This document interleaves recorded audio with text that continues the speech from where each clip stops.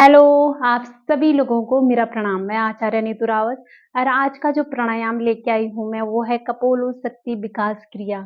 यानी कि हमारे फेस के लिए बहुत सारे लोगों ने मुझे अलग-अलग सोशल मीडिया के अलग-अलग प्लेटफॉर्म पे मुझे मैसेज करते रहते हैं, पूछते रहते हैं मैम हम फेस के लिए कौन-सा योगा करें, कौन-सा प्राणायाम करें और ऑनलाइन ही नहीं ऑफलाइन भी लोग पूछते हैं कि हमारी जो स्किन है वो लटक गई है फेस की, फेस पे 5 लाइन्स आने लग गए, माथे पे, आईज़ के नीचे, नोज़ के पास, जॉ लाइन पे।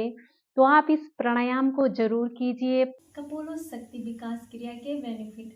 सबसे पहला जो इसका फ़ायदा है, जो एज के साथ हमारे स्किन पे एक होता है ना कि लूज़पन आ जाता है, उसको टोन करता है, उस पे खिंचाव कसाव लाता है ताकि वो टाइटनेस पैदा करे और हमारी जो स्किन है वो एकदम लिफ्ट कर जाए। सबसे पहला बेनिफिट। दूसरा, जिन लोगों को यहाँ पे रिंकल बहुत ज़्यादा दिखता है, यहाँ पे उम्र के साथ वो कम करता है, हमारे फेस से 5 लाइन्स गायब कर देता है। बहुत, जब आप इसे रोज़ कर रहे हैं तो बहुत अच्छे अच्छे बेनिफिट हैं और हमारे बालों के लिए बहुत अच्छा है क्योंकि जिनके बाल बहुत जल्दी पक जाते हैं उनके लिए बहुत ख़ास है। अब जिन लोगों को दांत में दर्द रोज़ बना रहता है कि कहीं न कहीं किसी न किसी तरीके से वो हॉस्पिटल के चक्कर काटते हैं, वो इस प्राणायाम को ज़रूर देखें और इस कपोलशक्ति विकास क्रिया को ज़रूर करें। ये सिर्फ सुंदरता के लिए नहीं है, सुंदरता के लिए तो इसका मुख्य उद्देश्य है, जो मैं बता रही हूँ कि इसका मुख्य उद्देश्य है। उसके बाद कान में प्रॉब्लम होना, जिन लोगों को कान में दर्द रहता है, दांत में दर्द रहता है, आँखों से कम दिखाई देता है या हृदय संबंधित रोगों के जो लोग रहते हैं ना, जिनको हृदय संबंधित ज़रूरी है क्योंकि ये ब्रीदिंग को होल्ड करने वाला है, तो काफ़ी अच्छा रहता है, हमारे हृदय रोगों में काफ़ी काम आता है ये वाला प्राणायाम। तो इसके बेनिफिट बहुत अनगिनत है, पर सबसे पहला बेनिफिट यही है क्योंकि वो कहते हैं ना कि जब भी हम मिरर के सामने जाते हैं हम अच्छे दिख रहे हैं। अच्छा का मतलब ये नहीं है कि आप गोरे चिट्टे दिख रहे हो, नहीं, आपका स्किन टोन जो भी हो, लेकिन आपके फेस पे ग्लो होना चाहिए। 5 लाइन एज के साथ नहीं दिखना चाहिए। आप अपनी एज को कंट्रोल कर दीजिए इस प्राणायाम के साथ। इसके बेनिफिट ना बताने की कोशिश है वो आप ज़रूर कीजिए और 5 मिनट अपने आप को दीजिए रोज़ इस प्राणायाम के लिए। इस प्राणायाम को ज़रूर ऐड कीजिए, फिर देखिए बेनिफिट।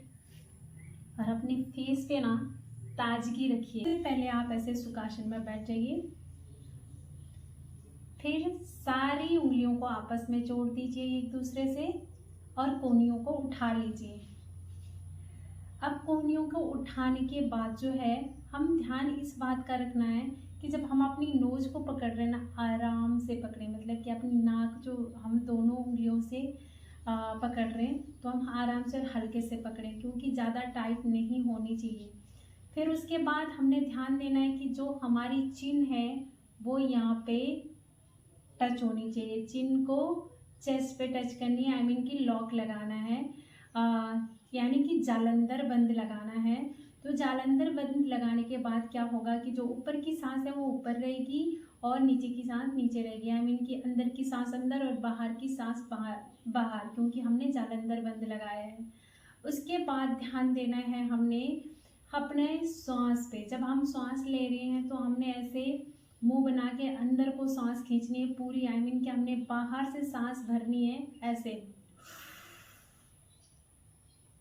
और अपने जो हमने सांस भरी है उसे अपने गालों में फुला देनी है। हमने सांस को अंदर नहीं ले जाना है। अब अंदर तो ये तो नेचुरल प्रोसीजर है, अंदर तो जाएगी, फेफड़ों तक सांस तो पहुंचेगी, ये तो हम नहीं रोक सकते, पर हमने कोशिश करनी है कि जो हमने सांस ली है उसे हम अपने मुंह के अंदर ही फुलाएं, अपने गालों के अंदर ही फुलाएं।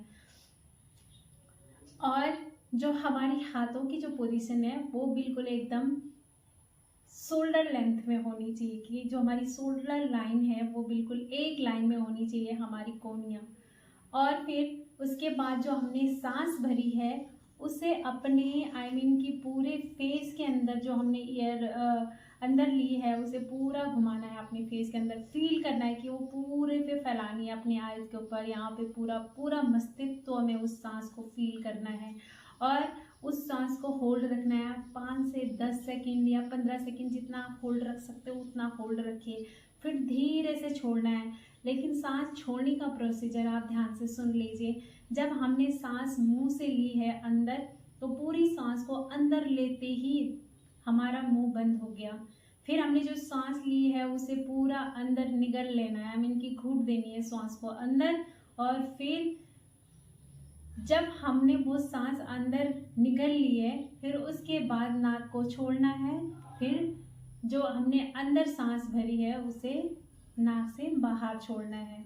तो इस बात का ध्यान रखिए कि जो आपकी सांसों का प्रोसीजर है, आई मीन की ब्रीदिंग प्रोसीजर है, वो बिल्कुल सही होना चाहिए। और फिर इसके बेनिफिट आप देखेंगे कि 5 से 10 दिन में आपको दिखने लगेंगी।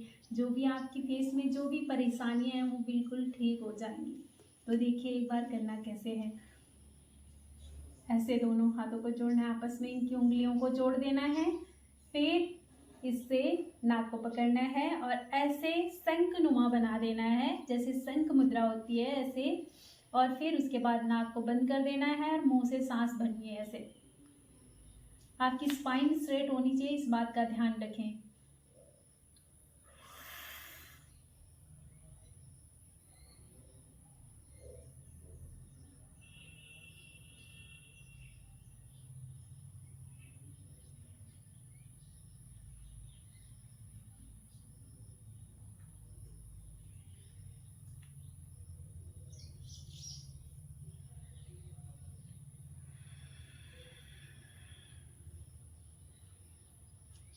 तो आपने देख लिया, मैंने पहले सांस भरी, उसके बाद ये पकड़ा, शंख मुद्रा नीचे को लेके आई। ये नीचे लाना बहुत ज़्यादा ज़रूरी है ऐसे, ताकि आपकी जो ये वाली ग्रिप है ये बनी रहे, ताकि आपके फेफड़े अच्छे से फूल सकें। आपकी सांस अंदर रखने की जो क्षमता है वो काफ़ी अच्छी हो जाती है इस प्राणायाम से। और फिर आपकी जो सारी मांसपेशियां हैं वो एकदम एक्टिव हो जाती हैं। और आपके फेस पे जो उसके बाद निखार आता है ना, वो तो बिल्कुल आप समझिए, आई मीन की एज अगर अपनी कम दिखानी है, अपने फेस पे अपनी एज का जो प्रभाव है अगर नहीं आने देना है, तो ये प्राणायाम आप ज़रूर कीजिए।